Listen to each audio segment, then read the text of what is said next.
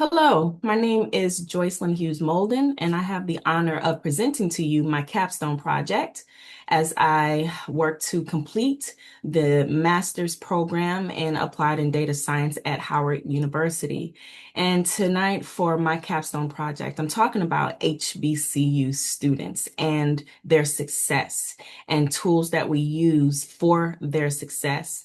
The name of my capstone project is When the Tools Don't Fit: Student Success Platforms and the HBCU Gap.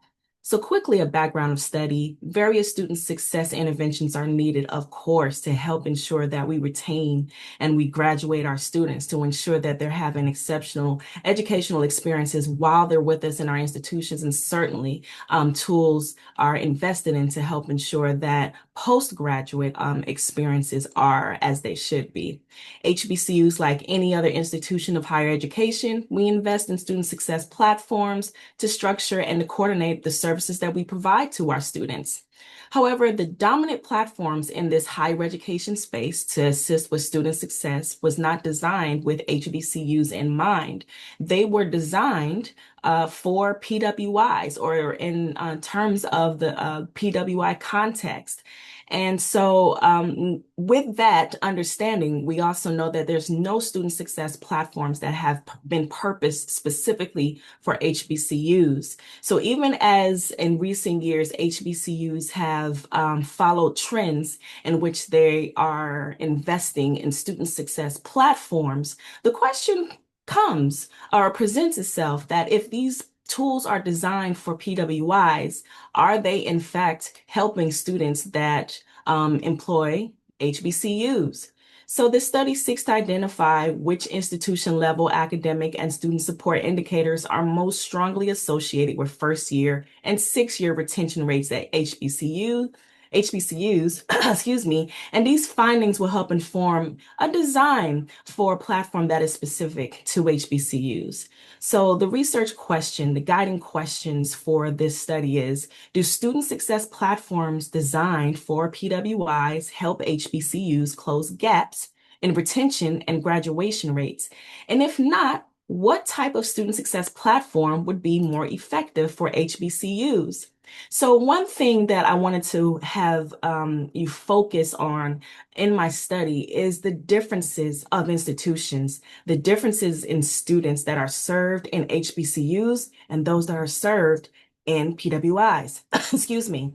So 74% of students in HBCUs are Pell eligible, 54% are first generation, and 29, they can't cover $500 worth of unexpected expenses. And so these are not students that were thought of altogether in mainstream student success platforms, because remember, student success platforms were designed with PWIs in mind. And so this chart shows just the stark differences in Pell eligibility and also first generation students in HBCUs and PWIs. So we're talking about two different students here.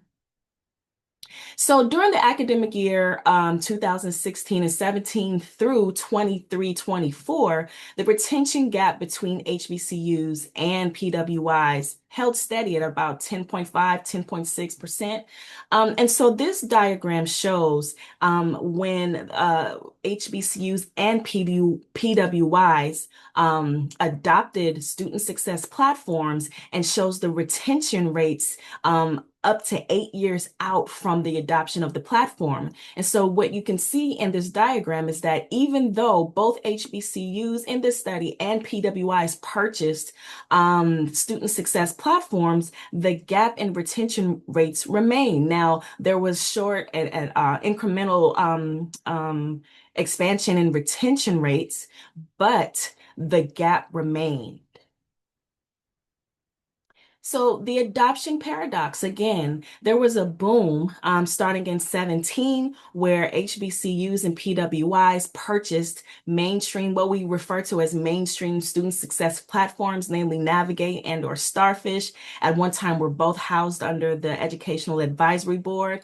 And as you can see here, yes, we take a closer look at the data. We show that the jumps in retention and the dives in retention kind of mimicked a same pattern here, but the gap remained. And so again, we have to ask the question, and this study is specific to HBCUs. The idea is that we would have these student success platforms to help with our retention and graduation aspirations. And so the idea would be, the ideal situation would be is that we purchase these student success platforms to help close the gaps between retention and graduation. So this is not offering an argument that PWIs kind of, stayed within the same pattern. The argument here is that we invested in it as HBCUs, but the gap remained. And so there's a paradox there in the adoption of these student success platforms. We wanted to show this slide again. So just really taking another look at the financial reality of HBCU students and PWI students. So the average HBCU endowment in this data set is 53.6 million. The average PWI endowment in this data set is $26.7 billion, which is a 498 to 1 ratio within this matched sample of 51 institutions that were used for this study. So again, we're showing stark differences in funding, right? And so the point of showing this is that all of these institutions purchase student success, mainstream student success platforms, but one type of institution is only has an endowment of 53.6 million, while the other is in the billions. And so what are the implications there? But again, as we saw in the last slide, we're purchasing these platforms at the same or in relatively the same prices as PWIs. However, we're not closing the retention the retention and graduation gap even with the purchasing of these platforms. So let's take a look at the predictive picture. My study found that HBCU students thrive in wraparound advising and peer mentoring. Really, the study is indicating that relationships are very important for students in HBCUs, that wraparound, that holistic student experience that the university or the college provides is important to their development. It's important to their retention and their graduation.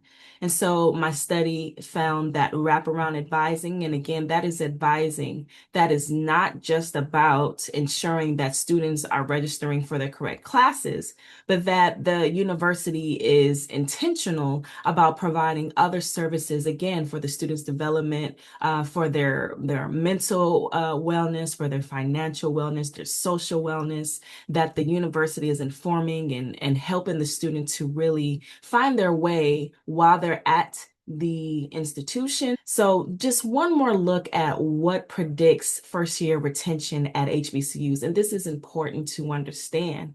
And so my study found again, speaks about endowments, that endowment per student is very important. Funding per student is very important for retaining and graduating them. But one of the other things that is very important to their retention as far as tools is a degree audit tool. And degree audit tools are part of the overall tool of a student success platform.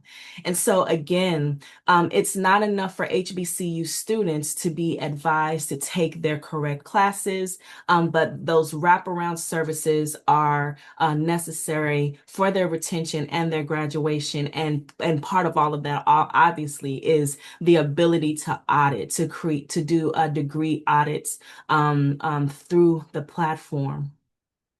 So this is where the data leads us, that there should be, if there was to be a platform that was specific to HBCUs, it would have to help face financial reality. This is not just accounting for students struggling financially, but creating some kind of wraparound service right there on a platform right there for students to access, academic advisors to access, and other advisors across campus to access, to assist students with addressing financial realities that may be challenging their retention and their graduation.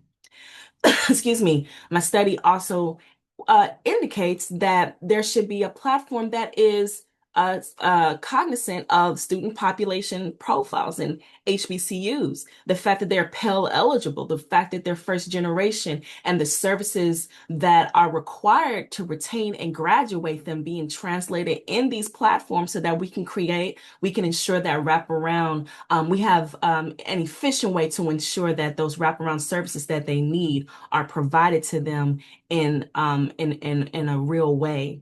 Advising models that the platform should translate as intrusive, as wraparound, as relational, as proactive, not reactive.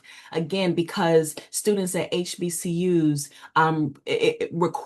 the culture requires, the students that employ requires a wraparound approach. And then also that this platform would take into account the missions of HBCUs, the necessity for community belonging and culturally affirming support for students, the very reasons that students choose to come to HBCUs for their higher educational experiences. And so I do consider that this project is a first draft blueprint for an HBCU student success platform. Again, a platform that is specific to the HBCU experience. Thank you so much, and I appreciate you listening.